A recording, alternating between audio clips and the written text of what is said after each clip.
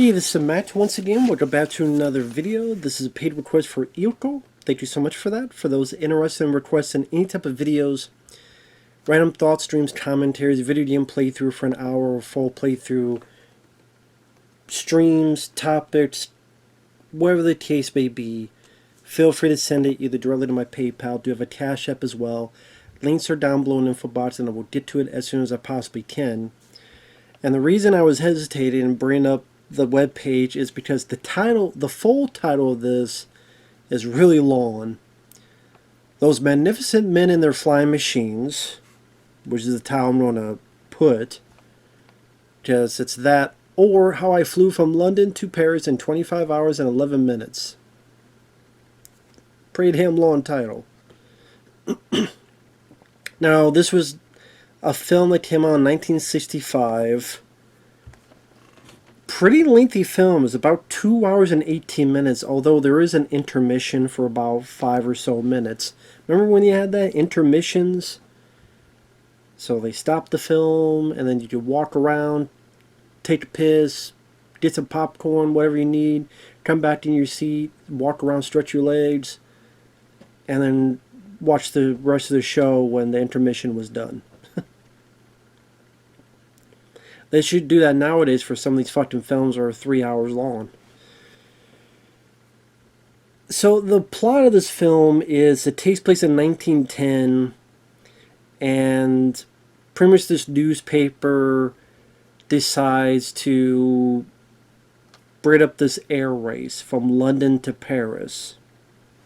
And the prize is about £10,000.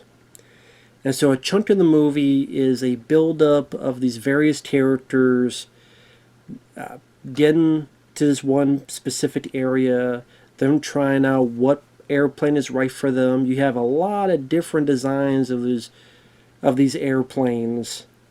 So that apparently were real designs from back in the day.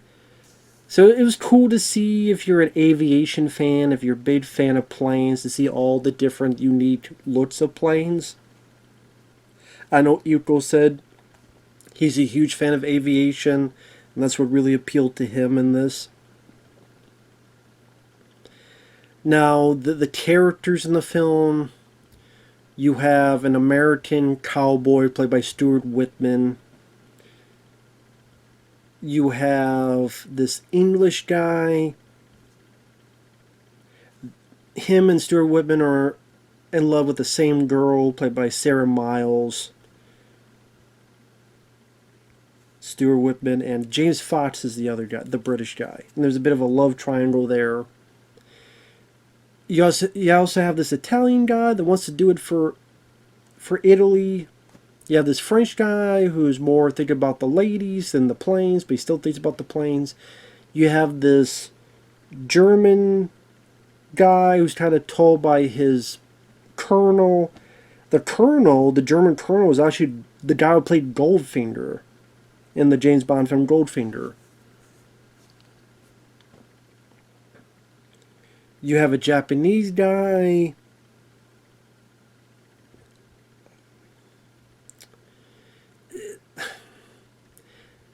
The problem with me in this film is I didn't really care about the characters. So you're kind of watching the film, a very overlong film, and if I don't really care about the characters, it's a bit of a hard sit, at least for me. I'm kind of just waiting for the next airplane sequence or airplane design to make its appearance. Now, I did like the very opening and the very ending of the film, because they show kind of a montage done in like black and white type of photography of man's love for flying. So they show like a caveman trying to fly, the different eras, the different types of old planes trying to fly and failing. Yeah, that famous one with the machine that went up and down like this. It was like a car, but like a propeller, and it just went up and down.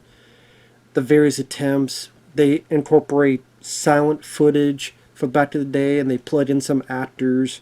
There's a rocket that one has, and it keeps breaking up.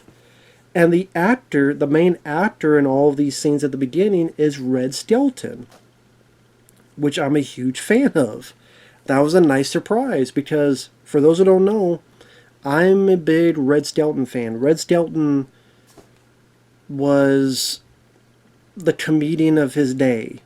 From way back to the day, he had his own TV show. He would do movies like Whistling in the Dark, Whistling in Dixie. He had characters like Freddy the Freeloader and Clem Cadiddlehopper and all these other characters. And I had old VHS tapes, some other stuff of Red. In fact, I got from Shout Factory the Red Skelton show, which I haven't even watched yet. It's an 11 DVD set. I haven't watched the fucking thing yet because I've been busy with stuff. I have it right there.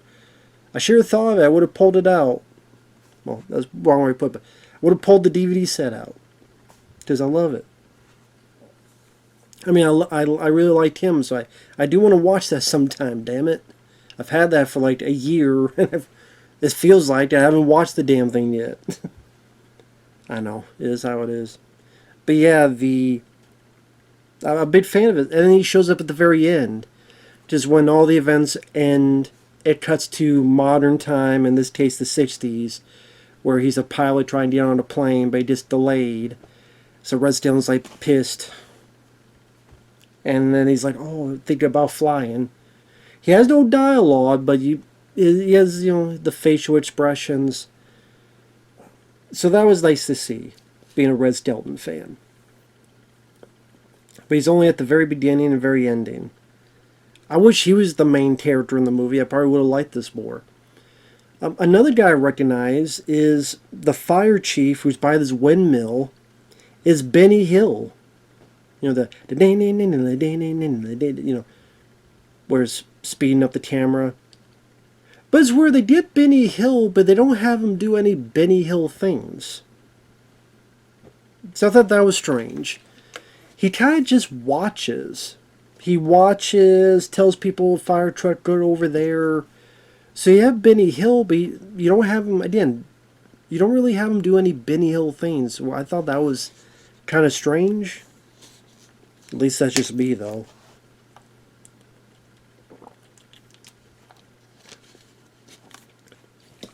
But yeah, after the beginning and the different eras, the montage, like I said, you have this British officer that wants to marry this lady who's the daughter of this newspaper guy. So you come up with that idea of this air race. And he's like, I'll win the race and win your daughter's hand in marriage. Yeah, the Frenchman who loves the ladies. He crashes while watching a lady. Yeah, the Italian, like I said, the Italian guy who brings his whole family to the event. You have the Japanese guy, which they barely do anything with him.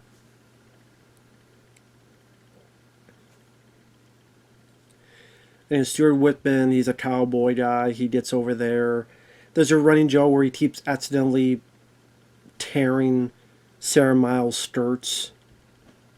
Like she has trouble with her bike, he tries to help, accidentally rips off her skirt. Or there's a bit he's trying to help her while some planes are being worked on, but he hasn't realized he's stepping on her clothes. So when she gets up, it rips. And she's like, why do you keep doing this each time we meet each other? Again, the primary fun I had with this was seeing all the different planes. And the stunt work, the old-fashioned stunt work, where it's all done in, the frame is wide, so you see the whole splendor. So, for example, you see this plane, but then one side, then the other side of the wings break off, and you see it crash. Or there's a bit where this guy, trying to be like a bit of a con man, has his plane, and the wings are trying to flap like a bird. Of course, it doesn't work that well. You have this one plane where it has kind of 3 layers of wings. You have this one, but the top and the bottom kind of looks circular. It was an interesting design.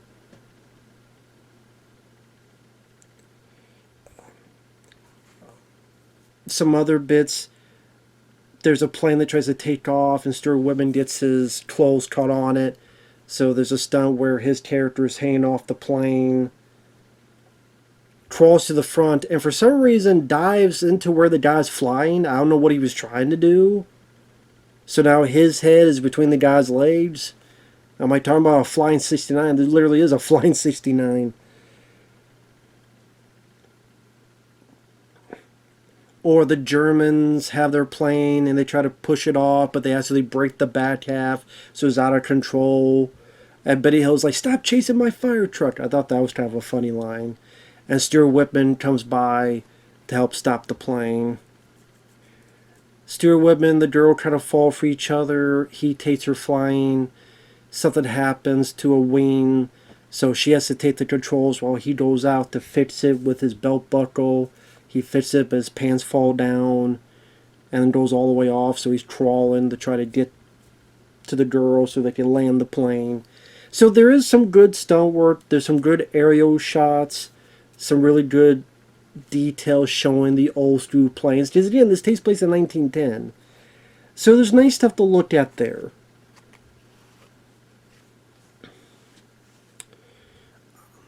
The comedy, to be honest, only the slapstick with the plane stuff was kind of fun to see. I'll give it that.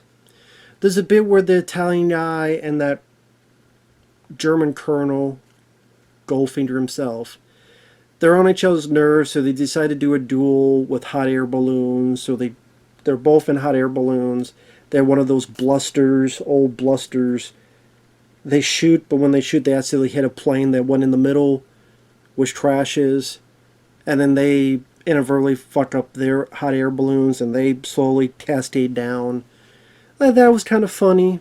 You know, I'm a sucker for slapstick, because I grew up with that with the Three Stooges and Red Skelton and various other comedies.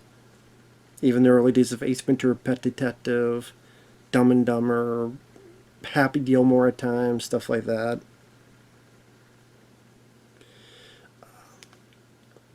There's a bit where they're talking to the Japanese guy, and he's like, "Well, how'd you get here from Japan?"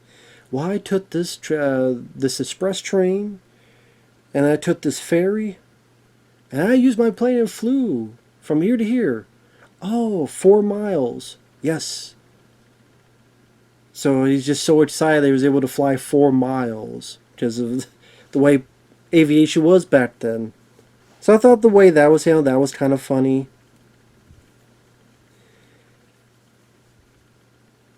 There's this bad guy that wants to screw over everybody. He has this valet, and there's kind of a funny bit where "I gave the Frenchman your daughter." And he's like, "But she's an innocent girl." "No, not is. Was an innocent girl." I thought that was kind of funny, how cold that was, that the asshole said to his valet, butler, or whatever, his driver. But it takes a long while for the race to actually get going. It's a 2 hour, 18-minute movie, and it feels like it takes like 90 minutes or so just to get the race started.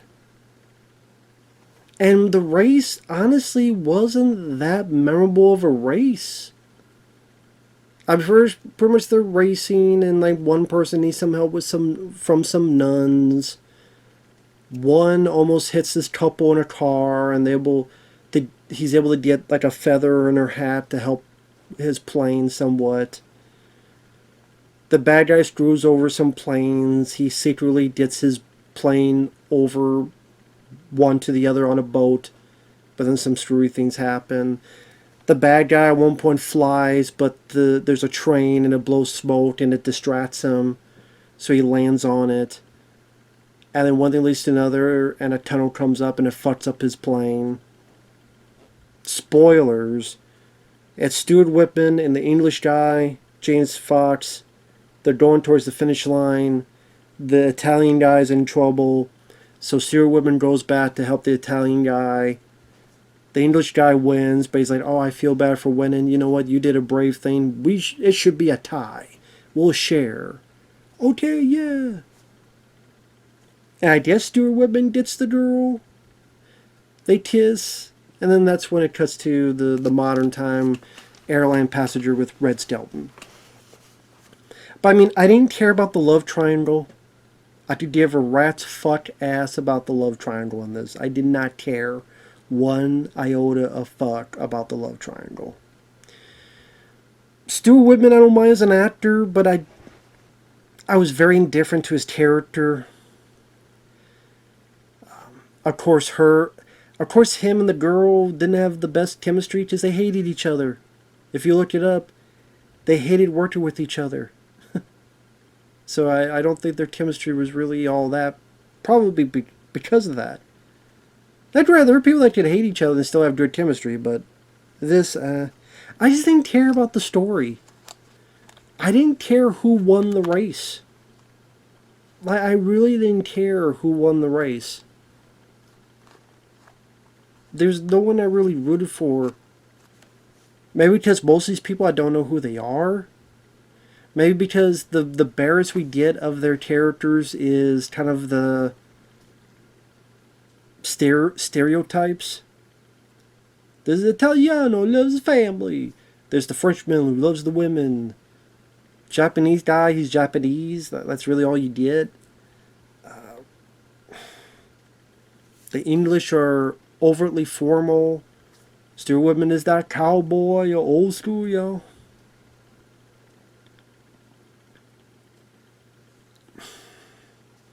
So again, I don't really care about the characters. They were just not that interesting to me. I didn't care who won the race. I do think the film is overlong. The comedy, there's a few times I smirked or softly chuckled at a piece of dialogue.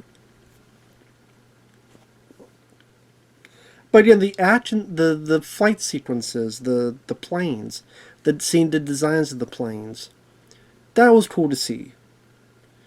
I don't have the love of aviation that Eelco does, so if you do, this would maybe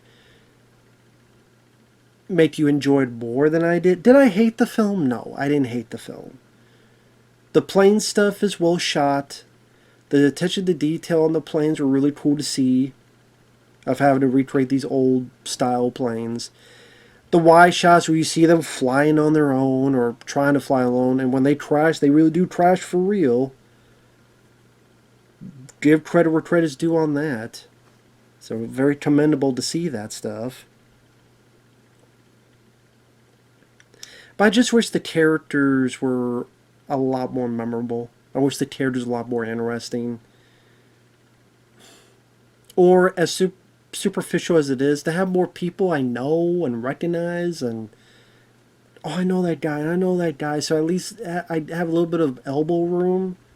Just if I at least know who the person is and I like them just because I like them as an actor, that could go a long way for me.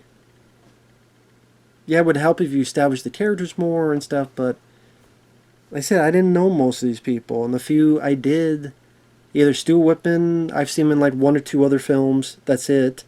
I didn't follow his career a whole lot. And Red Skelton and Benny Hill, they're barely in the film. If Red Skelton and Benny Hill were some of the flyers, then, maybe that could have worked out better. But, that's just me.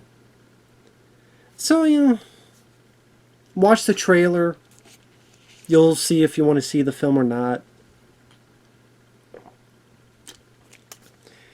Cool to see the plane stuff. Just wish the story, the characters, the pacing was a lot better. At least for me. So take that for you will. Thanks for watching. Take care, and we'll see you guys in the next video. Bye-bye for now.